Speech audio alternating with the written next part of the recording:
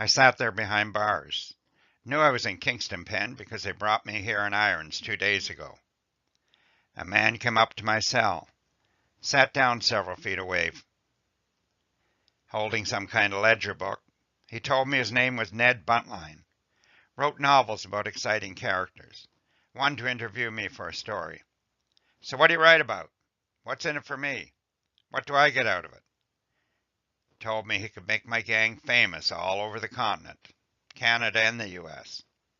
Yeah, but what's in it for me? I'm locked up in this hoosegow for 8 years. Said he would pay me $5,000. Would deliver it to my mother in Toronto. Agreed to give me 5 copies of the finished book. After I nodded, he opened his ledger, got out a pencil, told me to begin with how I got started, how my gang got formed, how I conducted business wherever I wanted. Okay, mister, get your pencil ready. The only home I ever knew was a small farm near Hannibal in Missouri. Lived with my parents in a little shack out in the wild. Until one day when I was just 10, some bandits attacked and killed my mother and my father and my 2 brothers, just so that he could steal some old nag my pa owned. Poor Bessie was just good for plowing.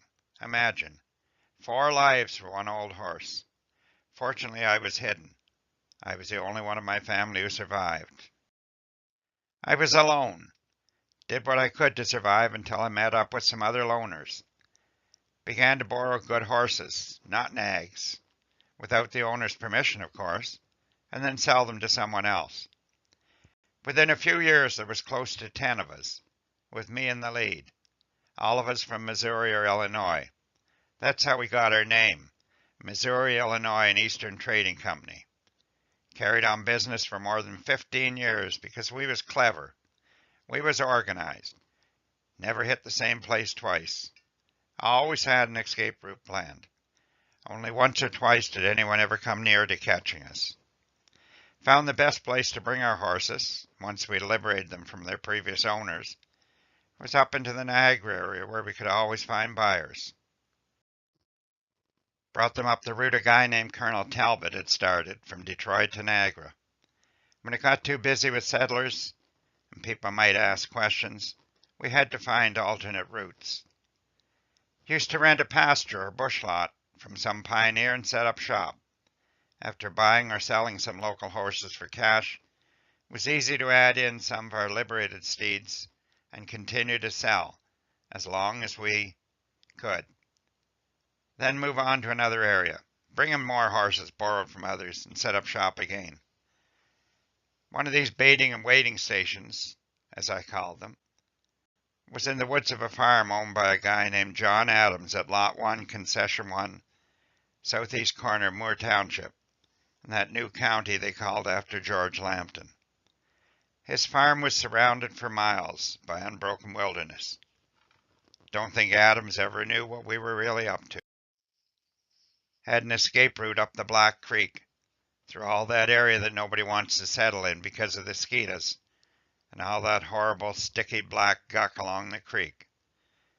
We knew various trails that would lead to a maze of poplar trees, several square miles in size. Had routes in and routes out, so nobody would ever follow us. Trained my men to find themselves in any part of this maze and to double back on their tracks to confuse anyone. This would easily gain us at least half a day on anyone who might be pursuing us. We also fitted up a steam scow, supposedly for carrying cordwood down to Detroit. Lots of room on deck to pile up the wood. The hold we always kept clear because we could carry up to 20 horses on board, out of sight. With a full head of steam, that scow could really move. I was suddenly interrupted by a guard, who said in a gruff tone, "Your time is up. The warden wants to see you now." "Oh, is he going to let me go?" I quickly replied. No, Lauren, he was talking to me. It was Ned Buntline speaking.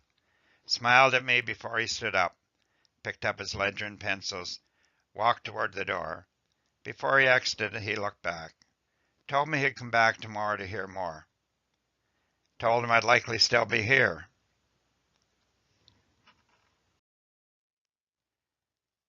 This tale about the Missouri, Illinois, and Eastern Trading Company is based on a story from Lambton County's 100 Years, 1849–1949. It will continue tomorrow with an account from Donald McDonnell, warden of Kingston Penitentiary, telling how McDougall was captured.